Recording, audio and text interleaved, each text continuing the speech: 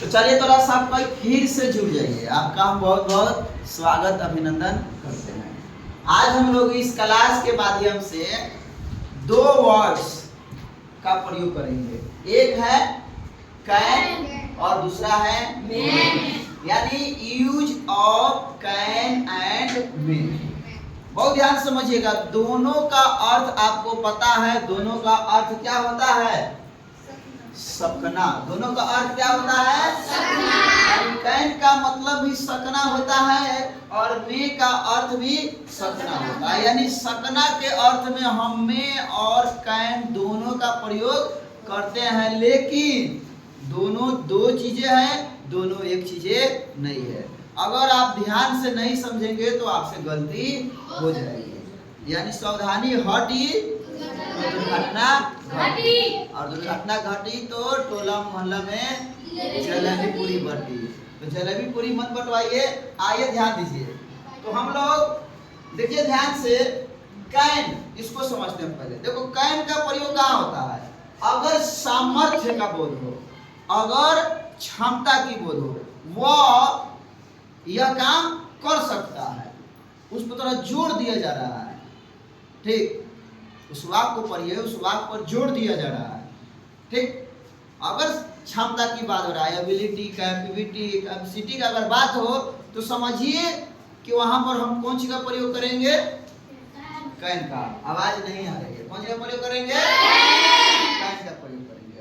ठीक, और वही अगर दूसरा देखा जाए, अगर संभावना का बोध हो, यदि अनुरोध का बोध हो, यदि अनुमति का बोध हो, तो संभावना व्यक्त करने के लिए, अनुमति का बोध कराने के लिए, अनुरोध का बोध कराने के लिए हम किसका प्रयोग करेंगे?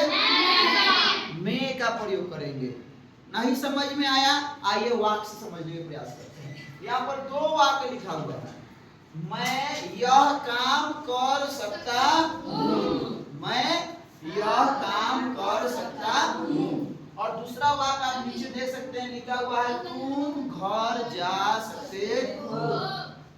अब आप लोग बताइए, मैं यह काम कर सकता हूँ, इससे कौन सी का बोध हो रहा है? समर्थ का बोध हो रहा है कि नहीं? पहले देखिए, हो रहा है। तो यानी इस वाक्य में हम किसका प्रयोग करेंगे?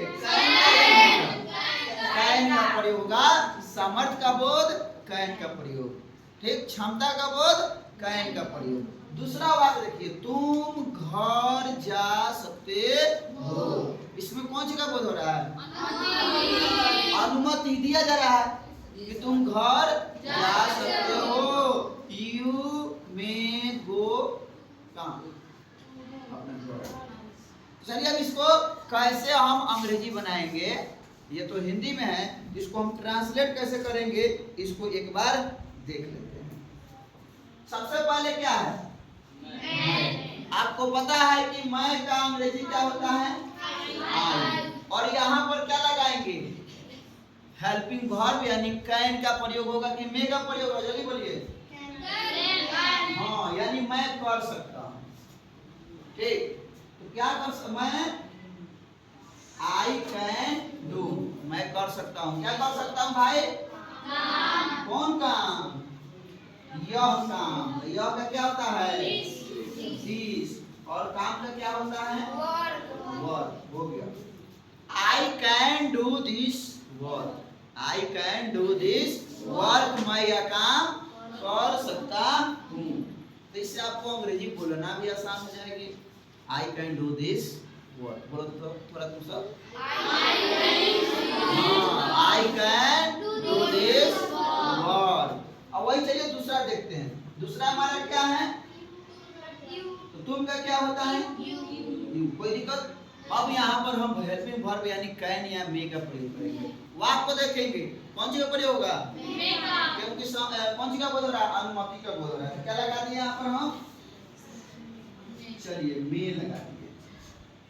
अब क्या हो? यानी तुम सकते हो, जहां तक बना लिए। क्या? You can, you may. अब जाने का क्या होगा? गो। कहाँ? To home. कहाँ जाना है?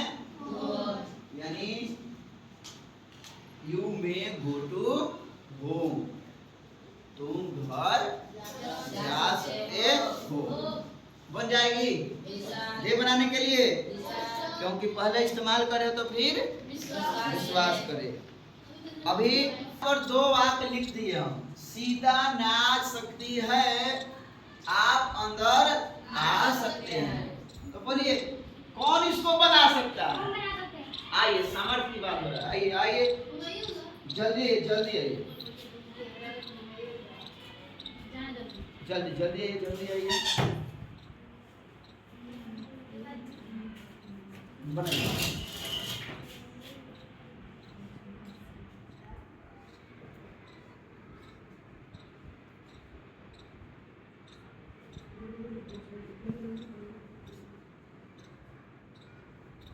डांस में डी ए होता है।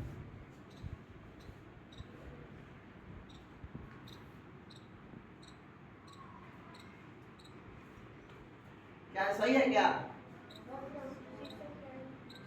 लास्ट में फुल स्टॉप देंगे। ठीक, चलिए। सीता कैन डांस, बिल्कुल सही है। सीता नाच सकती है, आप लोग देखिएगा। ठीक, कोई दिक्कत, सीता नाचेगी। चलिए, और कोई आएगा इसको बनाने? एक और बात, जल्दी आइए, जल्दी। एक लड़का में ये कोई, चलो बुआ आ जाओ, आइए, जल्दी आइए, जल्दी आइए, बनाइए।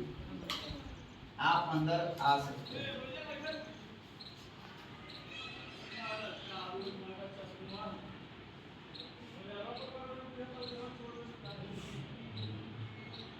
अच्छा, आप में एम जो लिख रहे हो, बड़ा क्यों लिख रहे हो? छोटा लिखो।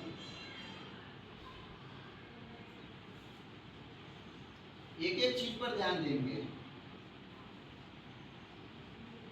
चलिए, बहुत बढ़िया। यू में कमीन, आप अंदर आ सकते हैं। चलिए, समझ में आ गया? अब चलिए कुछ एक्सरसाइज दे रहे हैं, उसको आप लोग बना लीजिएगा।